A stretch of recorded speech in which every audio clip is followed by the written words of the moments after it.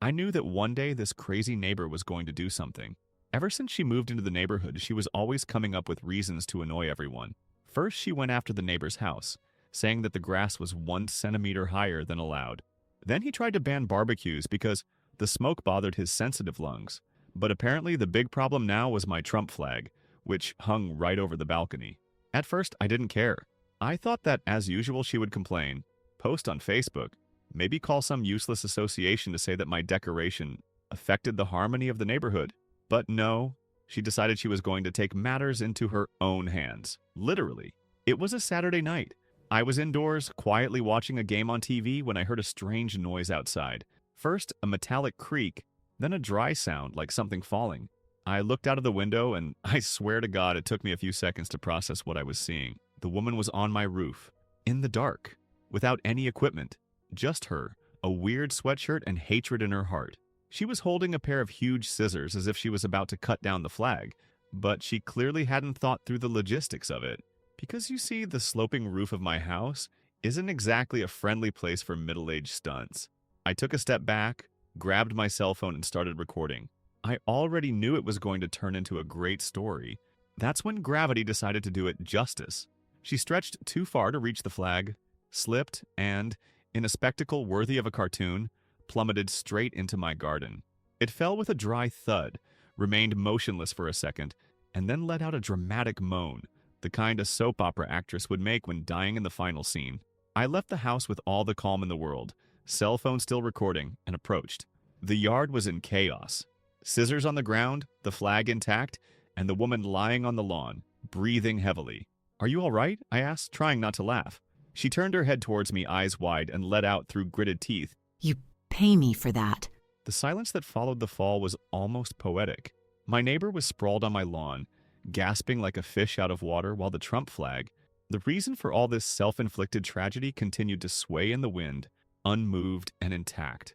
She moved her fingers first, then her arms, and then made a theatrical effort to sit up, as if she were playing the part of a war victim who had just been hit by an enemy bullet. I just stood there, trying to decide whether to laugh or call a psychiatrist. That's when she looked at me, eyes wide with hatred, and unleashed the sentence that made me lose any shred of patience. That was attempted murder. The woman fell off my roof by herself and thought I was the culprit. I don't know what her plan was. Maybe she expected me to climb onto the roof for a sword fight worthy of a pirate movie? But apparently, the new rule of physics was, if you fall, it's the fault of whoever was closest. I took a deep breath, trying to keep my composure.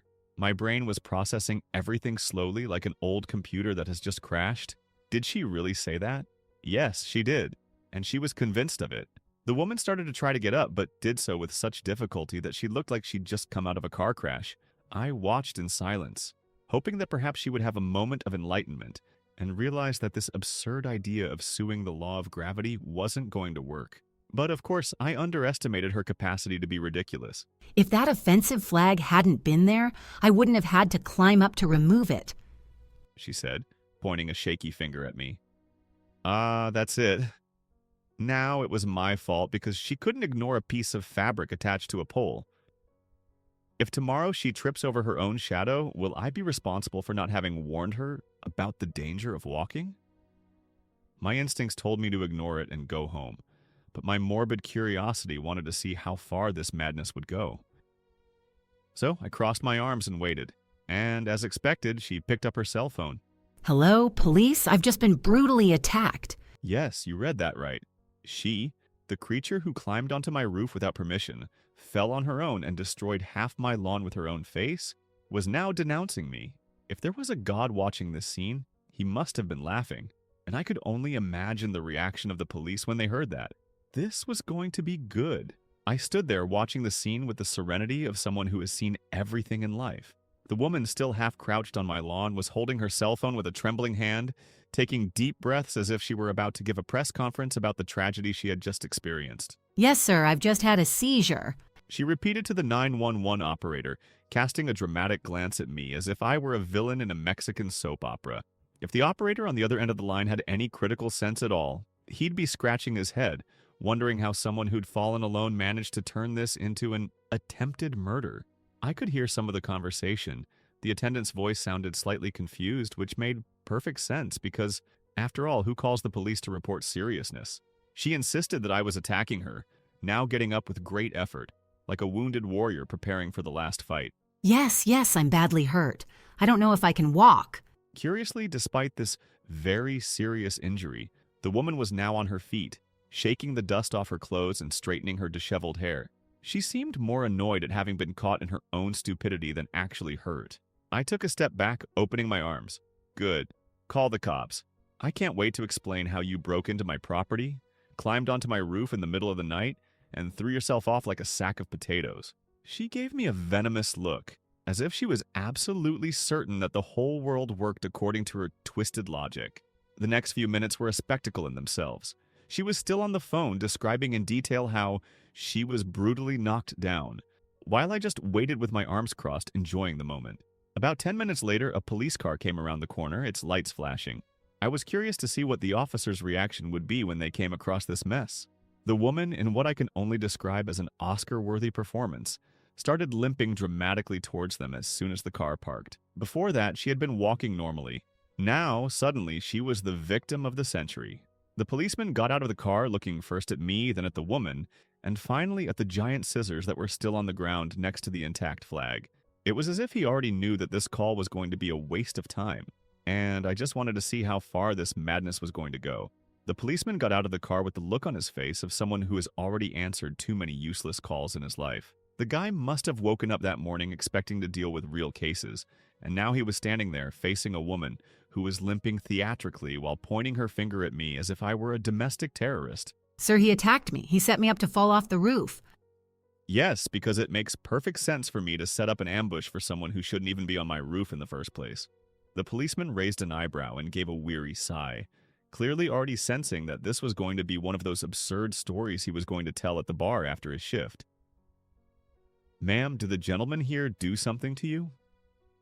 She widened her eyes, indignant, as if it were an outrage for someone to even suggest that maybe, just maybe, she was making it all up.